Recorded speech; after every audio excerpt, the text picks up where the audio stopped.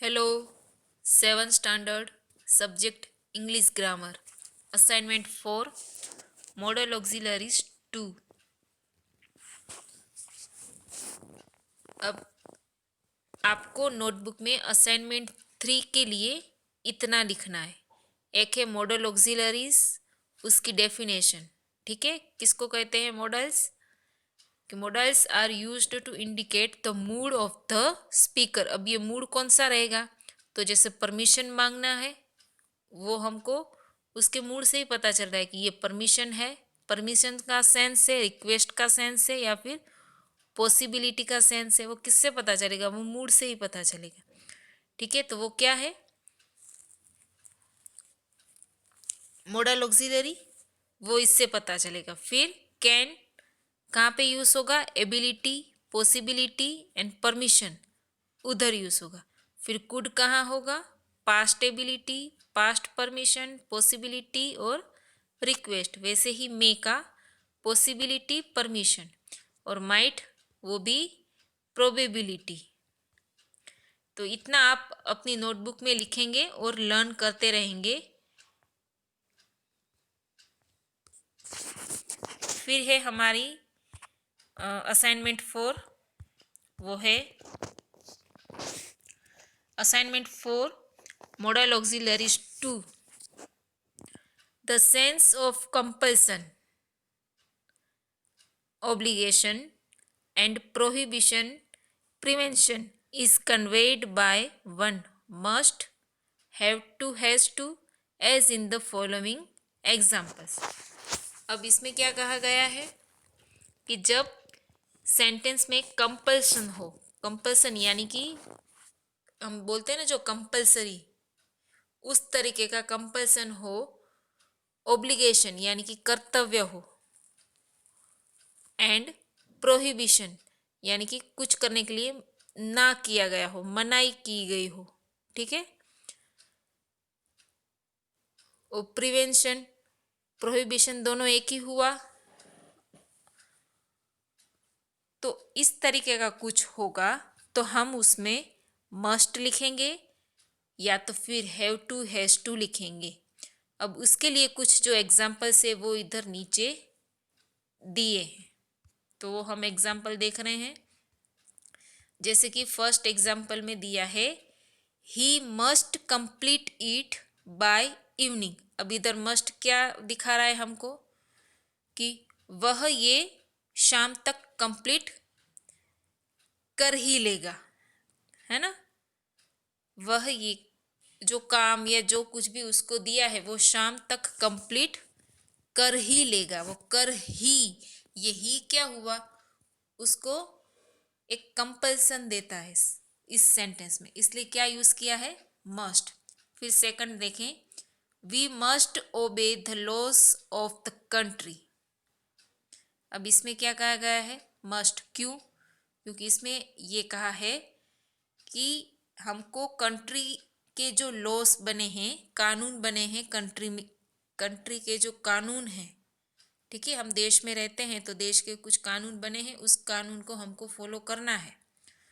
तो इधर भी यही कहा है कि we must obey the laws of the country. हमें कंट्री के कानून ओबे यानी कि मानने ही चाहिए।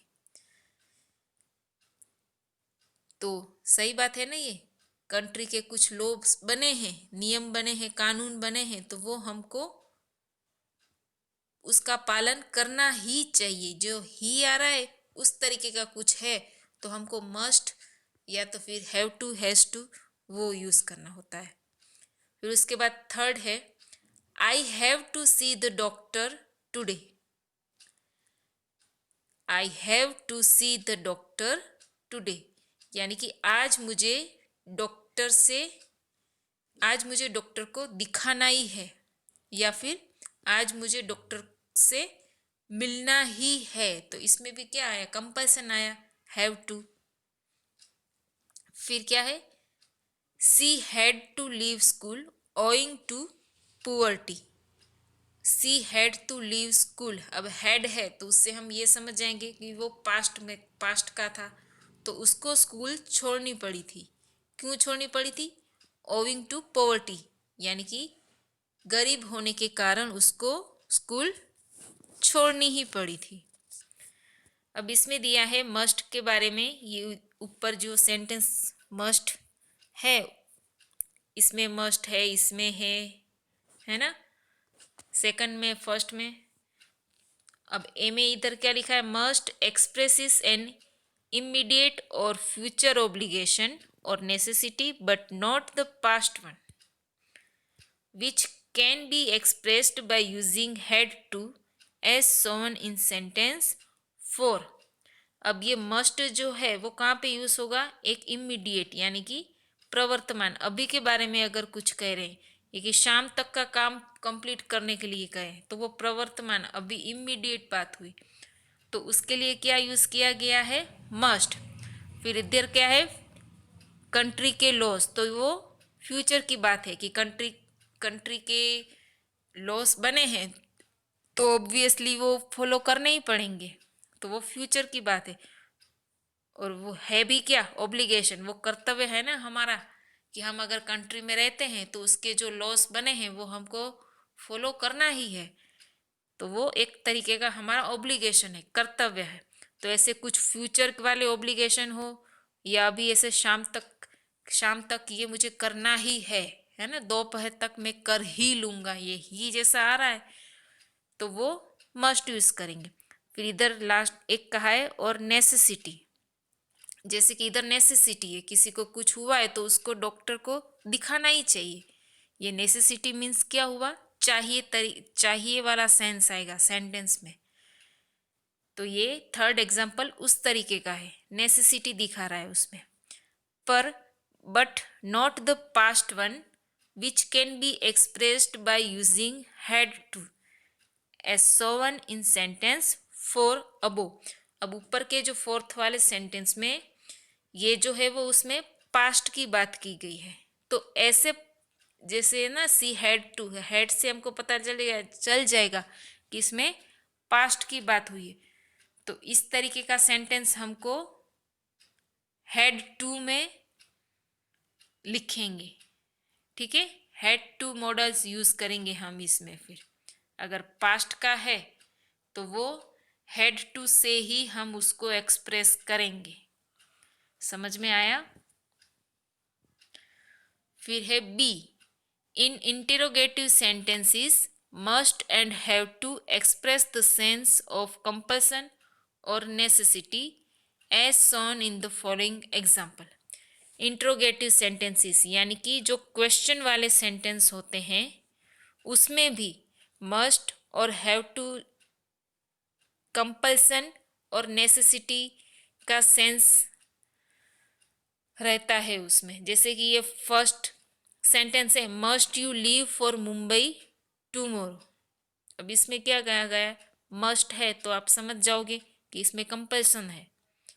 कैसा कंपल्सन, कि उसको देखो अब इधर कल तुमको मुंबई के लिए इधर छोड़ना ही पड़ेगा, है ना, कल तुम्हें मुंबई जाना ही पड़ेगा, उस तरीके का है इधर sense. Must you leave for Mumbai tomorrow, Mumbai के लिए तुम्हें कल निकलना ही पड़ेगा, हुआ ना इसका मीनिंग इस तरीके से। Must you leave for Mumbai, leave for Mumbai यानी कि मुंबई के लिए तुमको कल निकलना ही पड़ेगा। अब ही पड़ेगा, ये क्या हुआ, ये ही हुआ, कंपल्सन दे रहे हैं। अब ब्रैकेट में इधर एक्सप्लेन और किया है कि is it necessary for you, ये तुम्हारे लिए नेसेसरी है यानी कि जरूरी है कि तुम कल मुंबई के लिए निकलो, ठीक है। Is it necessary for you to leave for Mumbai tomorrow, तुम्हारे लिए ये जरूरी है कि तुम कल मुंबई के लिए निकलो। फिर सेकंड है, does he have to finish it today, उसमें भी वैसे ही है, क्या आया, नेसेसिटी आया, हैव टू, टुडे आया ना तो इमीडिएट हुआ, प्रवर्तमान, टुडे अभी की बात करेंगे वो इसमें, तो ये क्या हुआ, इधर नेसेसिटी का सेंस आ रहा है, तो हम इधर लिखेंगे हैव टू, और वो ऐसे क्वेश्चन में है, इंट्रोगेटिव सेंटेंस है तो भी उसमें कंपल्सन और नेसेसिटी आएगा, तो भी मस्ट और हैव टू ही यूज करेंगे। Is it necessary for him, उसके लिए यह जरूरी है कि वह आज ही पूरा करे। अब जो भी उसको चाहे काम दिया हो या कुछ भी दिया हो, पर उसके लिए यह जरूरी है कि वो आज ही पूरा करे। ये हुआ। अब इस तरीके कोई भी सेंटेंस में आप ही आएगा ऐसा, तो आप समझ जाना कि उसमें मस्ट एंड हैव टू ही यूज करना है। फिर है, अब इधर नोट एक दी गई है कि must and have to are used when compulsion is imposed by external circumstances और an outside agency. Must and have to कब यूज होगा वो कह रहे हैं, फिर से वही बात दोहरा रहे हैं कि must and have to are used, must and have to तब यूज होंगे जब कंपल्सन एक बाहर की सर्क्यूमस्टेंसेस के फोर्स से दिया जाएगा, है ना। जो फोर्स होगा ना वो बाहर से दिया जाएगा, नहीं तुमको ऐसा करना ही चाहिए, ठीक है, वो बाहर से आया। तो इस तरीके से बाहर से कोई प्रेशर आता है कि ऐसा करना ही चाहिए या होना ही चाहिए, तो उसमें मस्ट एंड हैव टू। तो ये याद रखना, आउटसाइड एजेंसी मतलब वो बाहर की ओर से वो प्रेशर आएगा। एक्सटर्नल मीन्स बाहर की ओर से वो प्रेशर आएगा, तब मस्ट एंड हैव टू। फिर है, when the obligation springs from within or when a person feels obliged to do certain things out of duty, we use the following two modal auxiliaries, ought to, should। अब इसमें short में ये कहा गया है कि जब भी कोई पर्सन उसको खुद से अपने मन से ये लगे कि हाँ ये मेरा कर्तव्य है, ये ऐसा कर्तव्य मुझे करना है, तब उस तरीके के जो सेंटेंस होंगे उसमें ought to और should ऑक्सिलरी का यूज करना होता है, ठीक है। देखो इधर लिखा है when a person feels obliged to do a certain thing out of duty, है ना। जब पर्सन को खुद को ऐसा फील होता है कि ये इस सिचुएशन में ये मेरा कर्तव्य है कि मुझे ऐसा करना है, तब ये ought to या तो फिर should यूज होगा। और ये एग्जाम्पल में लूँ उससे पहले मैं एक लास्ट वाली लाइन भी आप देख लो, ये वाली, इसमें क्या लिखा है, लास्ट वाली लाइन, ये थर्ड के नीचे ये वाली लाइन देखो, उसमें लिखा है should is also used for advice. अब जब आप किसी को एडवाइस देते हो तब भी क्या यूज होगा, शुड होगा, ठीक है। जब पर्सन अपनी मोरल ड्यूटी समझता है या ऐसा कर्तव्य समझता है कि हाँ ऐसा मुझे करना ही चाहिए, ये मेरी ड्यूटी है ना, तो उसमें आएगा क्या, ought to या तो फिर should। और should का और एक यूज कौन सा है कि किसी भी एडवाइस में भी should यूज होगा। जैसे कि एक एग्जांपल दिया है एडवाइस के लिए, you should help the poor and the needy, तुमको पुअर और नीडी जिसको ज़रूरत है उन लोगों को हेल्प करनी ही चाहिए, ठीक है। यू शुड हेल्प, हेल्प करनी ही चाहिए, पर किसको, द पुअर एंड नीडी। इसमें भी यही सेंस आया था ही वाला। फिर अब इधर एग्जाम्पल देख लें, children ought to respect their parents and teachers, बच्चों को अपने पेरेंट्स और टीचर्स को रिस्पेक्ट करना ही चाहिए। I should study well to come up in life, to come up in life, अपनी लाइफ में मैं आगे आने के लिए मुझे और अच्छे से स्टडी करनी ही चाहिए। I should study well यानी कि मुझे स्टडी अच्छी करनी ही चाहिए। To come up in life, life में आगे आने के लिए। लास्ट है third, he should learn to do things punctually, अच्छे से चीज़ें करने के लिए उसे यह सीखना ही चाहिए। देखो ये तीनों एग्जाम्पल में पीछे ही आया। फर्स्ट में क्या था, बच्चों को अपने पेरेंट्स और टीचर्स को रिस्पेक्ट देना ही चाहिए, होना ही चाहिए, करना ही चाहिए, उस तरीके का आया। अब क्या है, I should study well to come up in life. मुझे लाइफ में आगे आने के लिए स्टडी अच्छे से करनी ही चाहिए और अच्छे से पंचुअली थिंक्स करने के लिए तुमको यह सीखना ही चाहिए, है ना। तो ही चाहिए तीनों में आपने देखा ना, मैंने 2-3 बार ये रिपीट किया है। फिर है इसके बाद है इसकी exercise, fill in the blanks with the modal auxiliaries that you have just learned. अभी आपने जो मॉडल ऑक्सिलरीज इस असाइनमेंट 4 में सीखे उसका यूज करके आपको मॉडल्स आंसर इधर लिखने हैं to make them meaningful.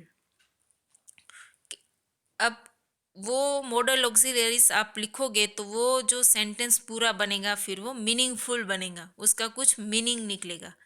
The sense to be brought out is given in the bracket.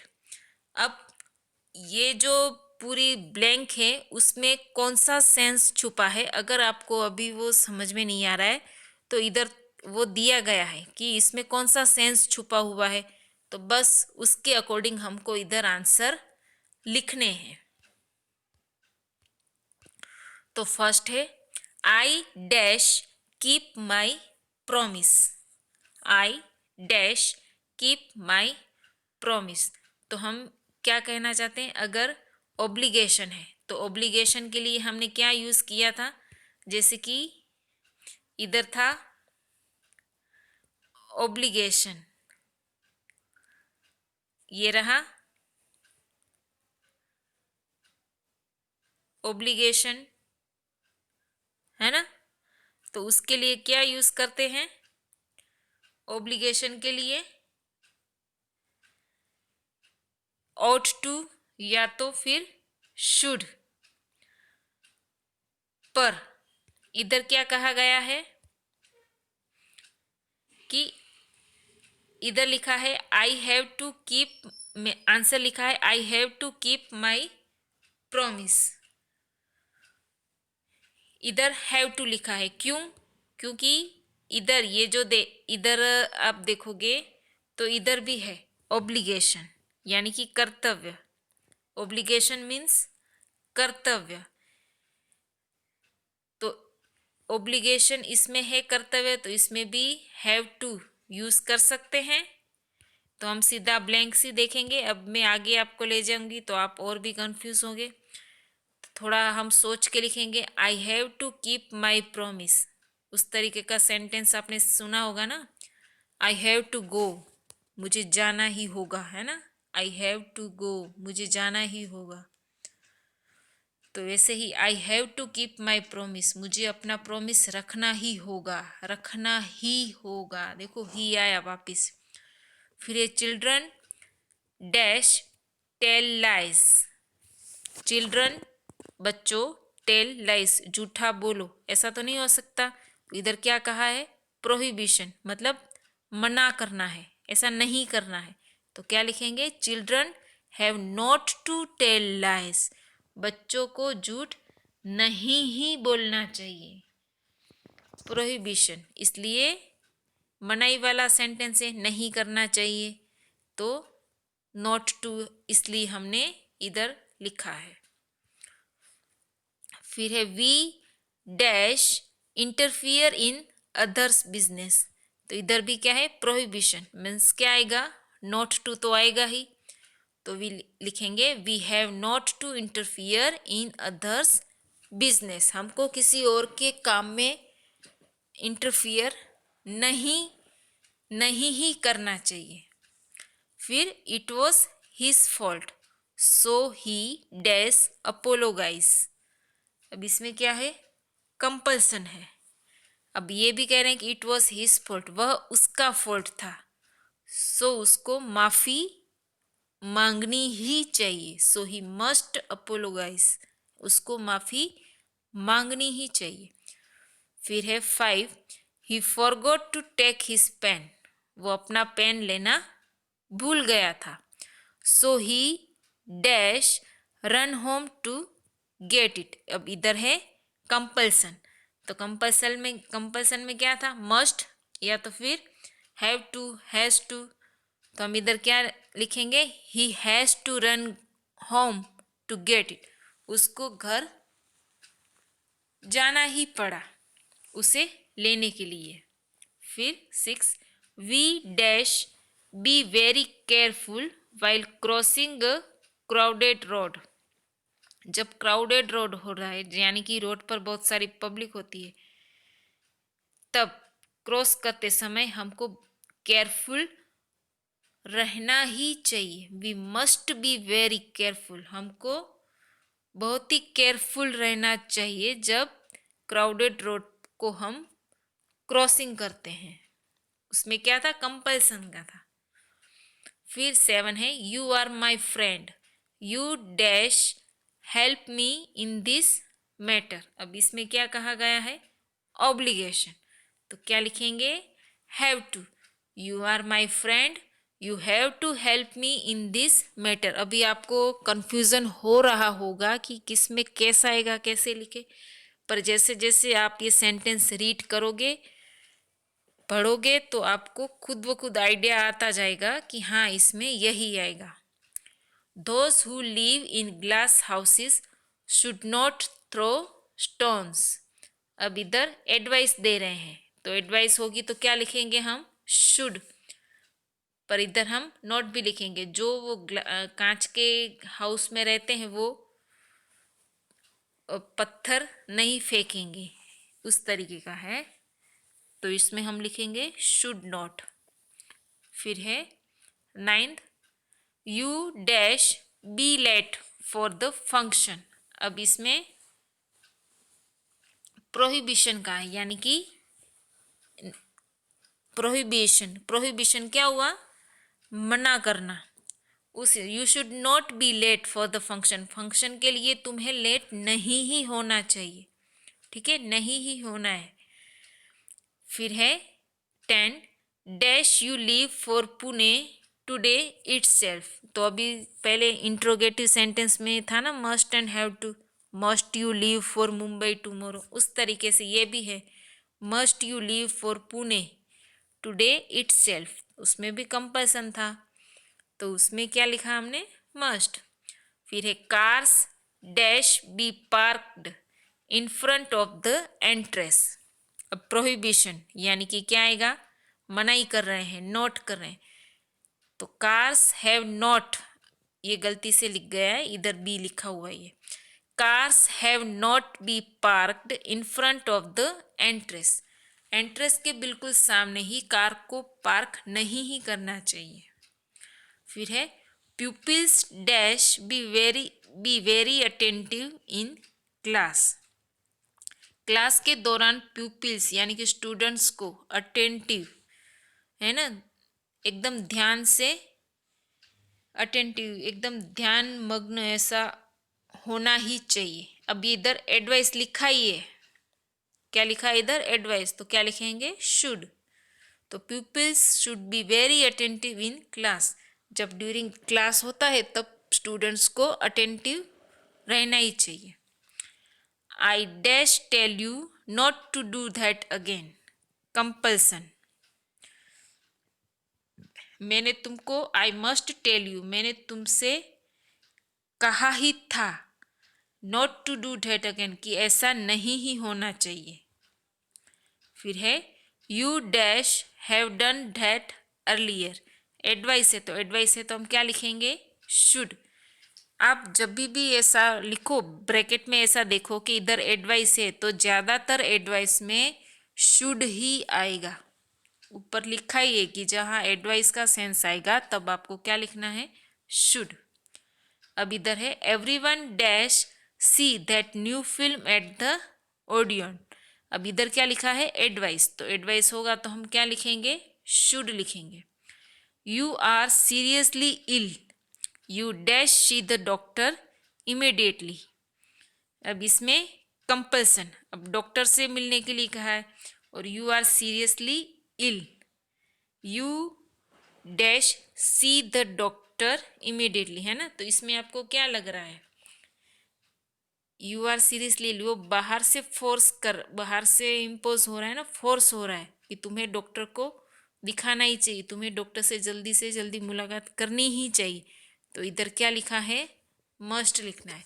ये आप थोड़ा बार बार रीड करोगे तभी आप इसको आंसर समझ पाओगे। कम से कम आप 3-4 बार इसका ये पूरा रीड करना है जो मैंने एक्सप्लेनेशन दिया है उसका। तो ये एक्सरसाइज के आंसर आप अपनी इस बुक में लिख लेना। Thank you students.